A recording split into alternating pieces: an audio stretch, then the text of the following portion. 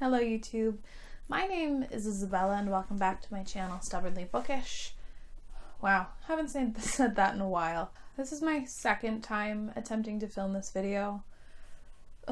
And I'm so rusty. I went on a mini surprise hiatus because life just came at me so fast, and for the sake of my peace of mind and brain, I had to take a bit of a break, which is sad because I feel like my channel was kind of maybe gaining a little bit of ground and traction. Also putting so much stress on myself because there are so many videos that I've wanted to get done and I've procrastinated, and it's been a whole stressful mess, and I don't know where this sentence is going. I read 8 books in July and August combined.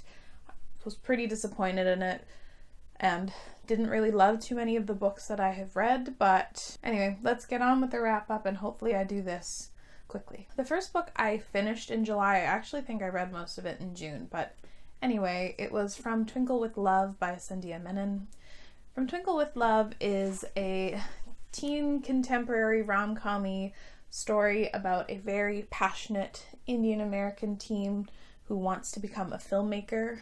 She's given the opportunity to actually film this movie and submit it into her high school's festival, I think. She's also granted the opportunity to work with her crush's brother, and she's hoping that this scenario will actually allow her and him to grow closer. I really liked our main characters. I loved how passionate and determined Twinkle was, and I really loved the love interest. He was so sweet and adorable. I really enjoyed the subplots and other things that were introduced to surround our love story, but I do think that they were slightly underdeveloped. I really liked how Twinkle was quite flawed and made a lot of mistakes and was on board with all of that until there was one scenario that happens near the end that I don't want to mention. Frankly, it didn't make sense or fit into the story, and I personally felt as if it was really thrown in to the story to make it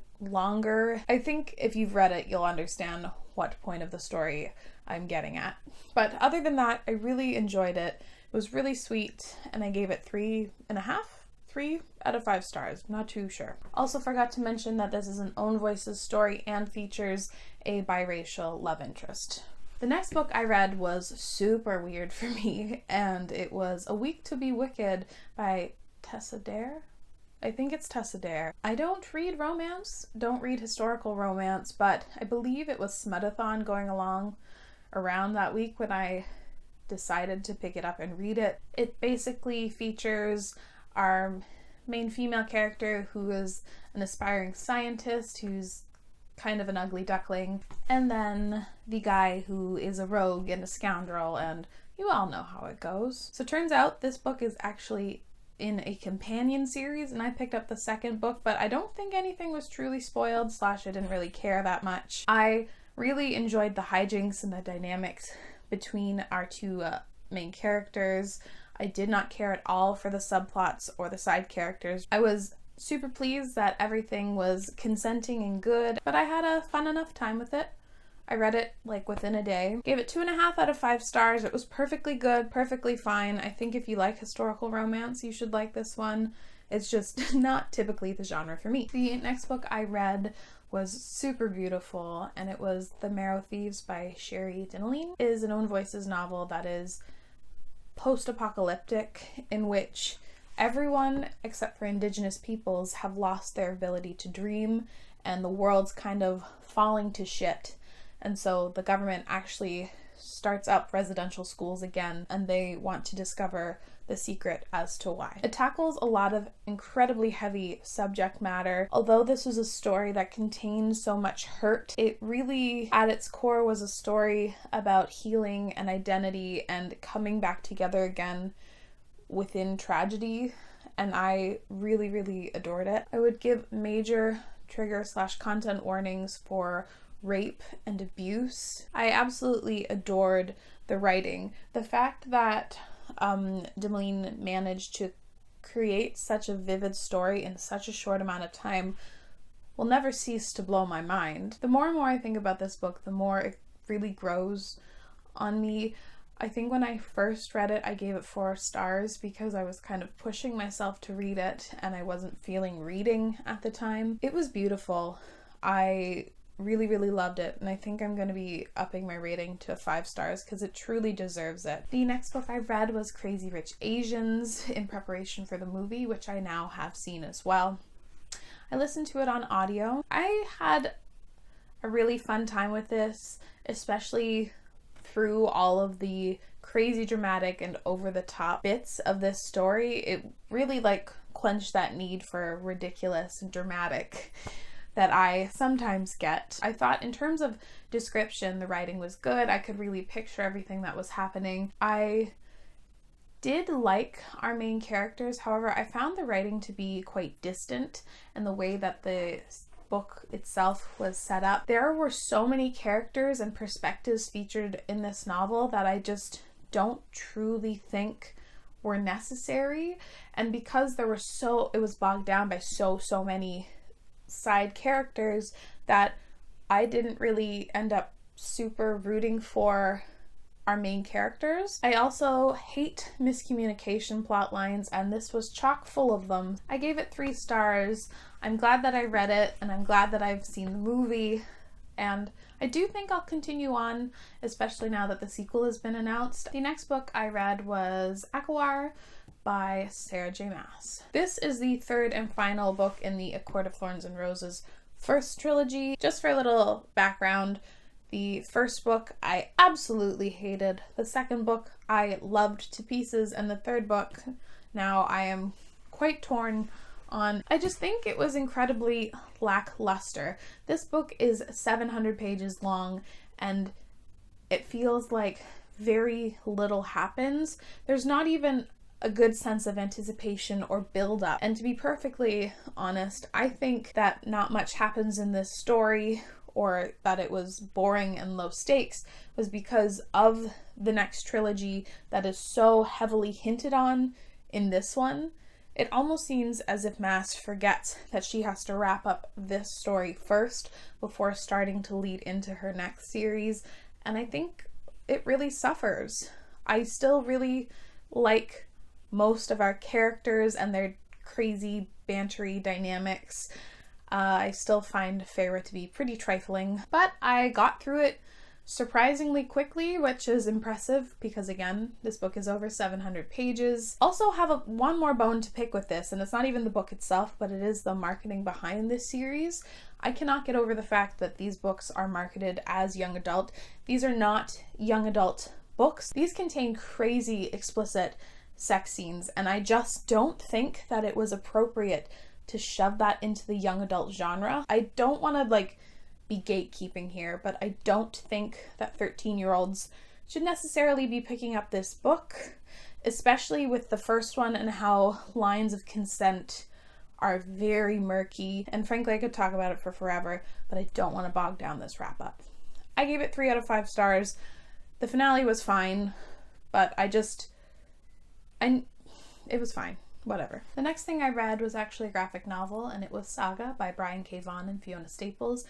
This is the first issue in a very popular comic series. It follows 2 people from warring planets who fall in love and have a child, and basically everyone is trying to kill them, and it's told through the perspective of the daughter. I thought this was a great first issue. It lays everything down there. You understand that these planets are warring and there's a crazy corrupt political system, and our 2 main characters are just running for their lives, and their banter back and forth is super fun. I thought the artwork was really imaginative. It's a very adult series, FYI.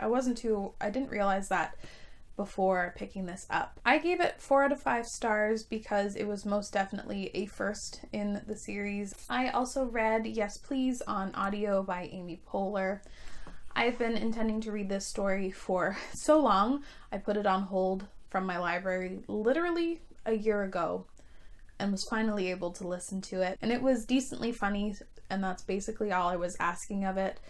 This is Amy Poehler's memoir and her thoughts on different topics, and also how she came to be who she is and her experience in comedy, which was something I really enjoyed because Parks and Rec is literally my favorite TV show of all time, but I don't know too much about Amy Poehler pre Parks and Rec, so I really liked learning about that. As far as memoirs go, I think this one was pretty well done. Yeah, if you like Amy or Parks, I do recommend you give this one a shot. The next book I read was Smoke in the Sun by Renee Audier. This is the sequel to Flame in the Mist. The sequel was very different, but still really enjoyable in my opinion.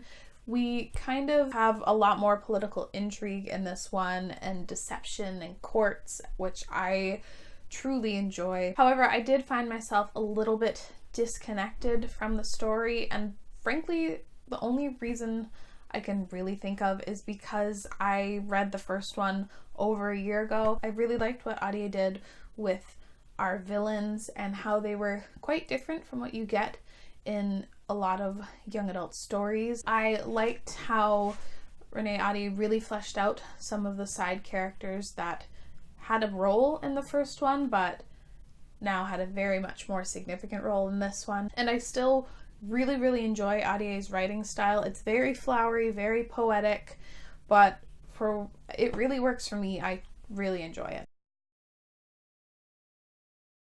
All in all, with all of my fragmented thoughts about this finale, I enjoyed it. Did enjoy the first one better.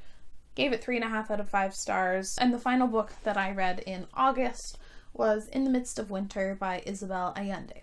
This follows 3 separate characters and their lives coming together because of a really unforeseen and weird circumstance, and through this situation opening up about their pasts. One of our main characters is a young Guatemalan girl who is an undocumented immigrant.